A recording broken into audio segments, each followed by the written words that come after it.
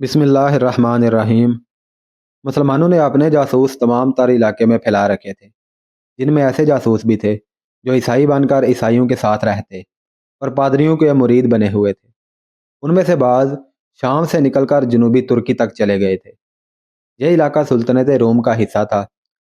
एक रोज़ एक जासूस ने शुमाली शाम के जासूसों से रिपोर्टें लेकर अबू उबैदा रज़ी अल्लाह तआला अन्हु को बताया कि ईसाई वसी पैमाने पर जंगी तैयारियां कर रहे हैं और हरकुल ने उन्हें कुमक देने का वादा किया है। उसके बाद दो जासूस और आए, जिन्होंने इसी किस्म की रिपोर्टें दी। उनसे बड़ी खौफनाक सूरत हाल सामने आई। ईसाइयों का इज्तमा बहुत ज़्यादा था।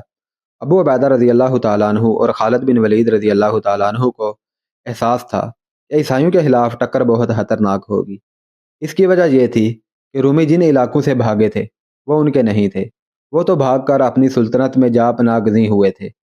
ये खिते दरअसल ईसाइयों के थे। मुसलमानों की इताअत कबूल करके उन्हें कोई मुआशरती या मजहबी पाबंदी नहीं थी, लेकिन वो मुसलमानों की गुलामी कबूल करने पर आमादा नहीं थे। लड़ाई की सूरत में अगर उन्हें शिकस्त होती तो उनके लिए कोई पनाहगाह नहीं थी। इसलिए उन्होंने जंग की तैयारियां ऐसे पैमाने पर की थी जो उनकी फतह का बायस बन सकती थी। जासूसों से पूरी रिपोर्ट ली गई कि लड़ने वाले ईसाइयों की तादाद कितनी होगी, उनके हथियार कैसे होंगे और उनकी क़यादत कैसी होगी। ख्याल किया जाता था कि क़यादत रूमी सालार करेंगे, क्योंकि ईसाइयों के पास क़यादत के लिए कोई सालार नहीं था।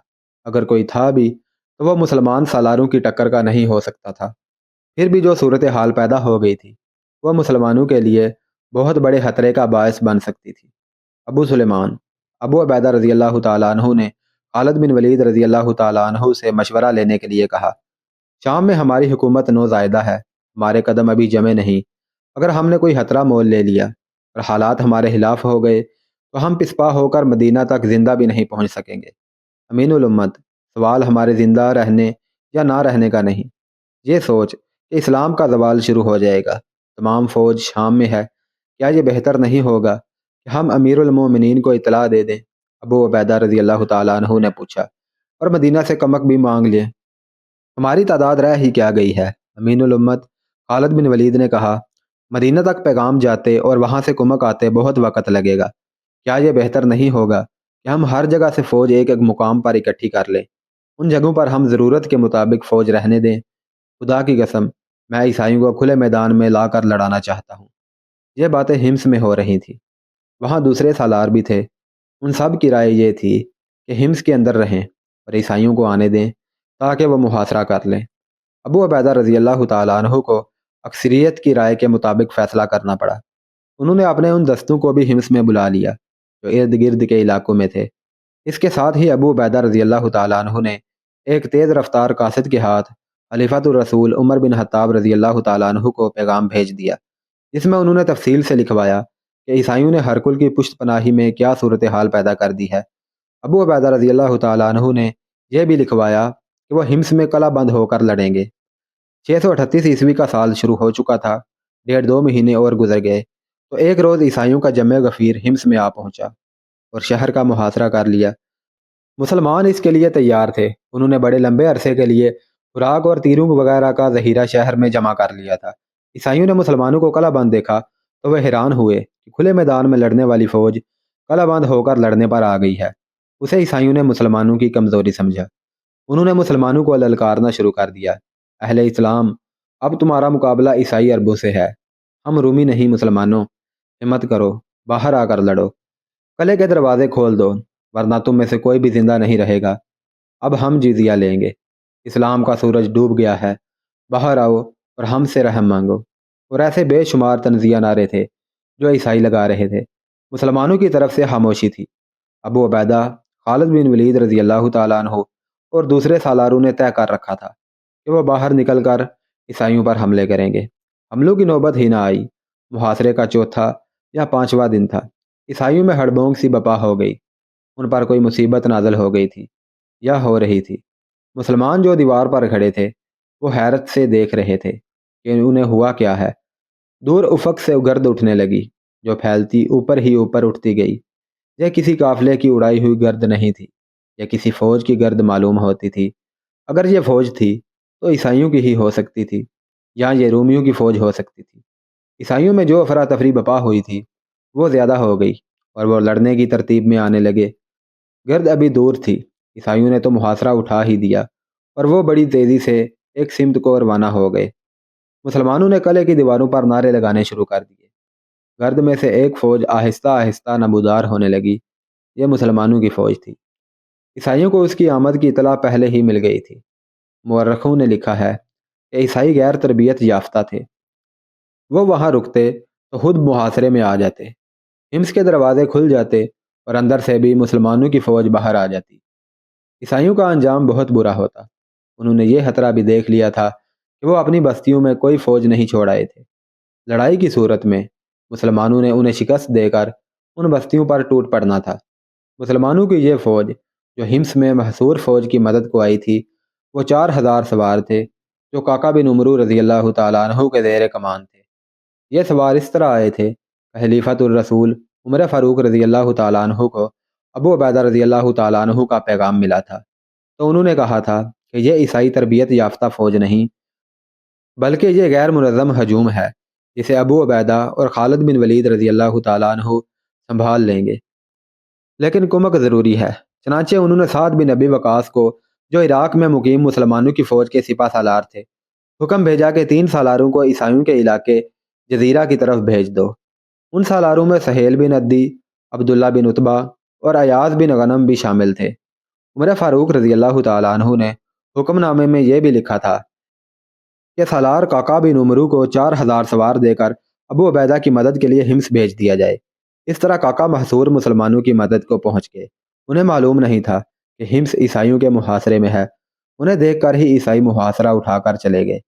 امیر المومنین نے ٹھیک کہا تھا کہ یہ عیسائی کوئی منظم فوج نہیں، یہ عیسائیوں نے خود ہی ثابت کر دیا، اور اس کے ساتھ ہی عیسائیوں نے یہ بھی ثابت کر دیا کہ مسلمانوں کو عیسائیوں پر اعتماد نہیں کرنا چاہیے، اور مسلمان ارض شام کی فتح کو اس وقت تک مکمل نہ سمجھیں جب تک کہ وہ اندرونی خطروں کو بھی ختم نہ کر لیں۔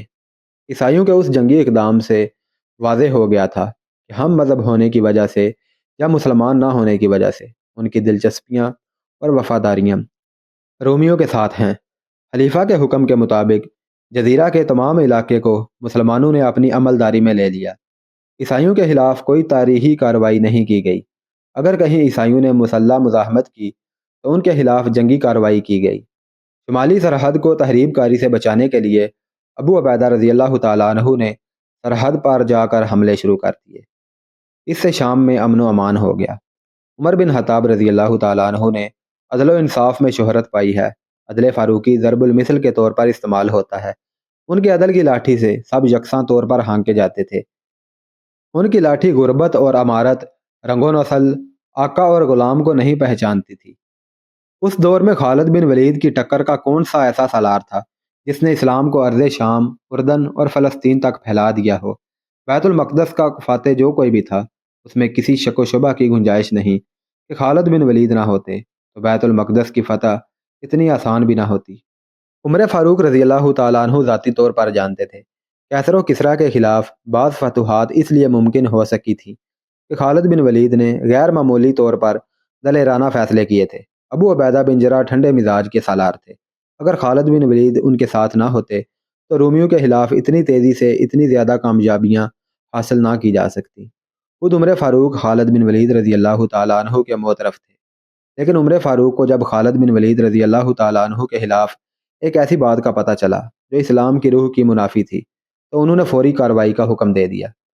عمر فاروق نے سوچا تک نہیں کہ خالد بن ولید رضی اللہ تعالیٰ عنہ کی جو قدر و قیمت ہے وہ اتنی زیادہ ہے کہ یہ چھوٹا سا الزام ہضم بھی کیا جا سکتا ہے۔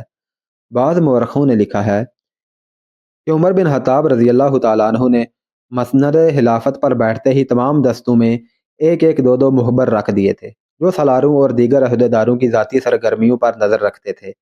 جب شام میں امن و امان ہو گیا اور خالد بن ولید کو کنسرین کا حاکم بنا دیا گیا، عمر فاروق رضی اللہ تعالیٰ عنہ کو مدینہ میں اطلاع ملی کہ خالد بن ولید نے ایک شاعر کو جس کا نام اشد بن قیس تھا 10,000 درہم صرف اس لیے انعام کے طور پر دیے ہیں کہ اس نے کنسرین میں جا کر خالد بن ولید کی فتوحات کو خراج تحسین پیش کرنے کے لیے ایک قصیدہ پڑھا تھا۔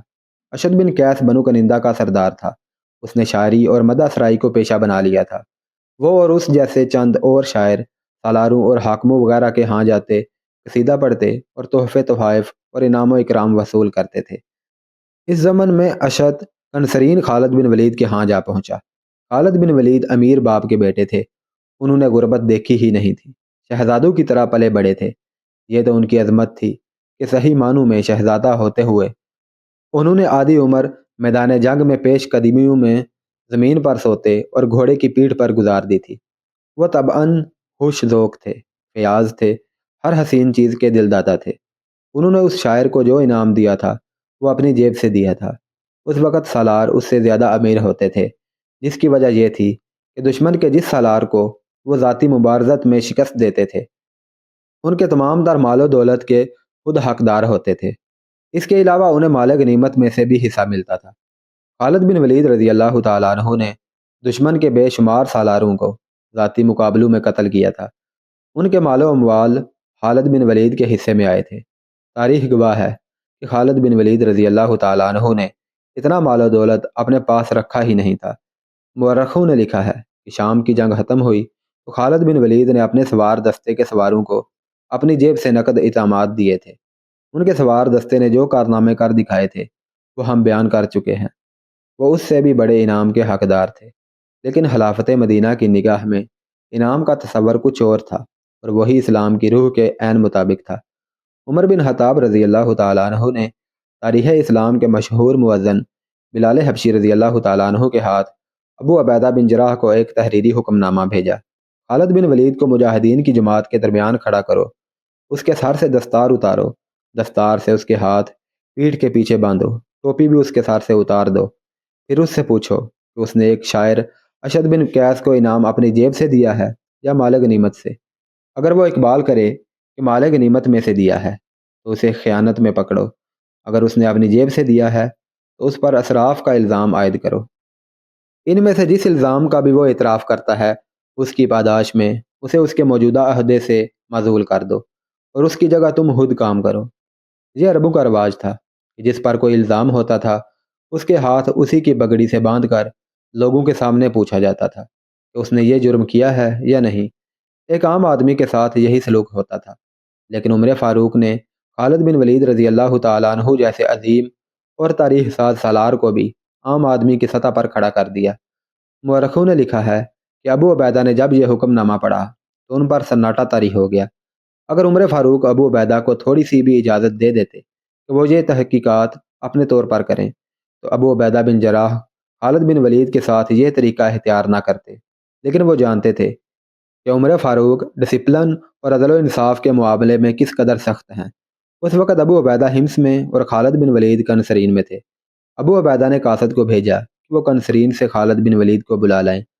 قاصد نے جب خالد بن ولید کو پیغام دیا تو خالد بن ولید رضی اللہ تعالیٰ عنہ اچھل کر اٹھے۔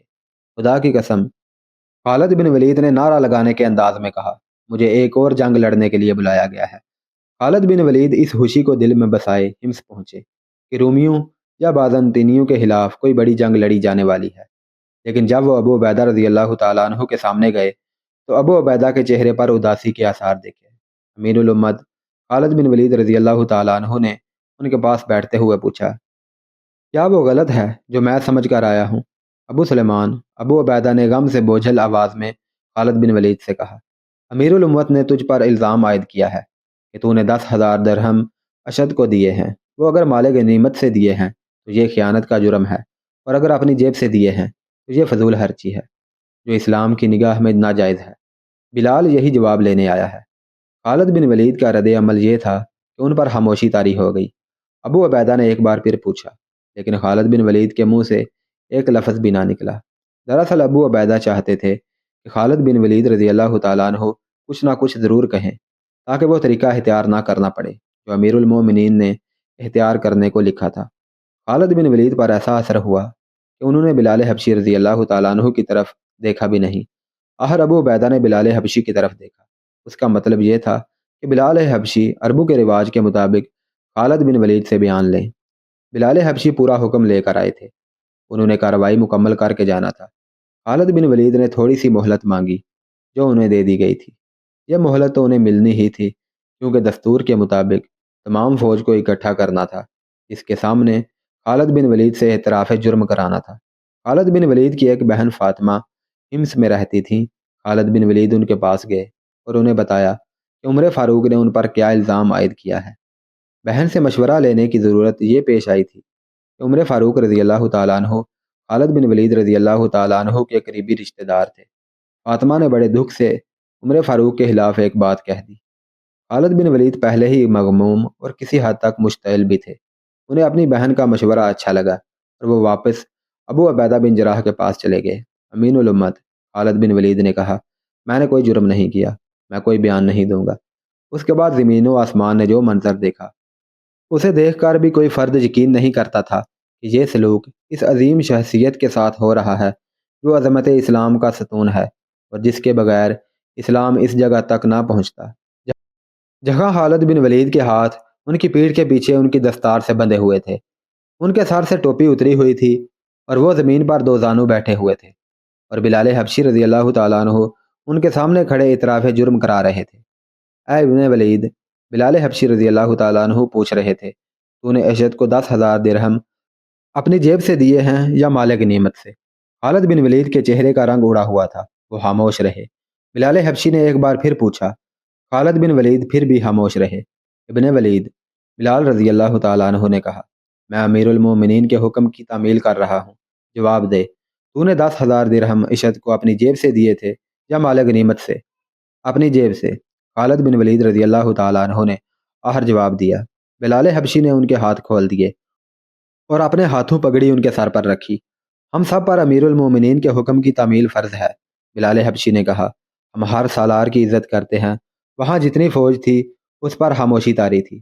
اس خاموشی میں اضطراب چھپا ہوا تھا، ہر کسی کے چہرے پر گلہ اور شکوہ تھا۔ کم از کم خالد بن ولید کے ساتھ ایسا سلوک نہیں ہونا چاہیے تھا، لیکن نظم و ضبط کا تقاضا تھا کہ ایک جائز کارروائی کے خلاف کوئی نہیں بول سکتا تھا۔ ابو عبیدہ رضی اللہ تعالیٰ عنہ اور بلال حبشی رضی اللہ تعالیٰ عنہ کی بھی کیفیت یہی تھی، وہ آنکھیں اوپر کر کے نہیں دیکھتے تھے، ان کی نظریں زمین پر لگی ہوئی تھیں۔ خالد بن ولید اس خیال سے گھوڑے پر سوار ہوئے اور وہاں سے نکل آئے کہ معاملہ یہیں پر ختم ہو گیا ہے۔ 7-8 دن گزر گئے، خالد بن ولید رضی اللہ تعالیٰ عنہ کو کوئی حکم نہ ملا۔ وہ ہمس گئے اور ابو عبیدہ سے ملے۔ ابو سلیمان ابو عبیدہ بن جراح نے امیر المومنین کا حکم نامہ خالد بن ولید کے سامنے کرتے ہوئے کہا، یہ پڑھ لو۔ یہ وہ حکم نامہ تھا جو امیر المومنین نے ابو عبیدہ کی طرف بھیجا تھا کہ خالد بن ولید جو بھی اعتراف کریں انہیں معزول کر دیا جائے۔ تجھ پر اللہ کی رحمت ہو امین الامت۔ خالد بن ولید رضی اللہ تعالیٰ عنہ نے ابو عبیدہ سے کہا، امیر المومنین کا یہ حکم مجھے اسی روز کیوں نہ سنا دیا؟ خدا کی قسم ابو سلیمان ابو عبیدہ رضی اللہ تعالیٰ عنہ نے کہا، مجھے اندازہ تھا اس دکھ کا جو تجھے ہونا تھا، میں اپنی زبان سے تجھے دکھ نہیں دے سکتا تھا، یہ دکھ میرے لیے بھی کم نہیں کہ تجھے معزول کر دیا گیا ہے۔ خالد بن ولید خاموشی سے اپنے گھوڑے پر سوار ہوئے اور ہمس سے نکل آئے۔ تاریخ یہ بتانے سے قاصر ہے کہ اس وقت خالد بن ولید رضی اللہ تعالیٰ عنہ کیا سوچ رہے تھے، ان کی جذباتی دنیا میں کیسے کیسے زلزلے آ رہے تھے۔ انہوں نے اپنی جیب سے یہ انعام دیا تھا، اسے وہ جرم نہیں سمجھتے تھے، وہ یہی سمجھتے تھے کہ انہیں جو سزا دی گئی ہے وہ بہت سنگین ہے۔ ان کی زندگی میں یہ دوسرا موقع تھا کہ وہ سوچوں اور خیالوں کی بھول بھلائیوں میں بھٹکتے سفر کر رہے تھے۔ ایک روز جب وہ مکہ سے مدینہ کو تنہا جا رہے تھے، انہوں نے مدینہ جا کر رسول اکرم صلی اللہ علیہ وسلم کے دست مبارک پر اسلام قبول کرنا تھا، اور اب وہ ہمس سے اپنی معزولی کا حکم سن کر کنسرین کو جا رہے تھے۔ ان کے ذہن میں اضطراب کا، رنج و الم کا اور نہ جانے کیسی کیسی سوچوں کا طوفان اٹھتا تھا، اور وہ اس طوفان کے زناٹے سنتے جا رہے تھے۔ گھوڑے نے انہیں کنسرین پہنچا دیا۔ شہر کے اندر جاتے ہی انہوں نے اپنے اس گھوڑ سوار دستے کو بلایا جو انہوں نے اپنے ہاتھوں تیار کیا تھا۔ یہ چنے ہوئے سواروں کا دستہ تھا۔ اس دستے نے اپنے سے کئی گنا قوی دشمن کے پاؤں اکھاڑے تھے۔ اس دستے سے خالد بن ولید رضی اللہ تعالیٰ عنہ کو بہت ہی پیار تھا۔ ابھی کل ہی کی بات تھی کہ اس دستے کے سامنے کھڑے ہو کر خالد بن ولید رضی اللہ تعالیٰ عنہ کہا کرتے تھے کہ دشمن پر ٹوٹ پڑو۔ آج وہ اسی دستے کے سامنے رنج و علم کا مرقع بنے اپنے گھوڑے پر بیٹھے تھے۔ خالد بن ولید اپنے اس محبوب دستے سے نہ جانے کیسی کیسی باتیں کرنا چاہتے تھے۔ انہوں نے بولنا چاہا تو ان پر رکت سی طاری ہو گئی۔ وہ اس دستے کی جدائی برداشت نہیں کر سکتے تھے۔ انہوں نے انتہائی مختصر الفاظ میں سواروں کی کامیابیوں کی، ان کی برق رفتاریوں کی جاں بازی اور سرفروشی کی دل کھول کر تعریف کی، پھر انہیں بتایا کہ وہ ہمیشہ کے لیے ان کا ساتھ چھوڑ رہے ہیں۔ سواروں کا رد عمل یہ تھا کہ جیسے ان کی سانسیں رک گئی ہوں، دردناک سا ایک سکوت تھا جو ان پر طاری ہو گیا تھا۔ اس سکوت کو سواروں کی سسکیوں نے توڑا۔ خالد بن ولید رضی اللہ تعالیٰ عنہ نے گھوڑا موڑا اور وہاں سے ہٹ آئے۔ یہ منظر ان کی برداشت سے باہر تھا۔ وہاں سے خالد بن ولید رضی اللہ تعالیٰ عنہ ہمس گئے، تمام مجاہدین سے ملے، بوجھل دل سے سب کو خدا حافظ کہا اور مدینہ کو روانہ ہو گئے۔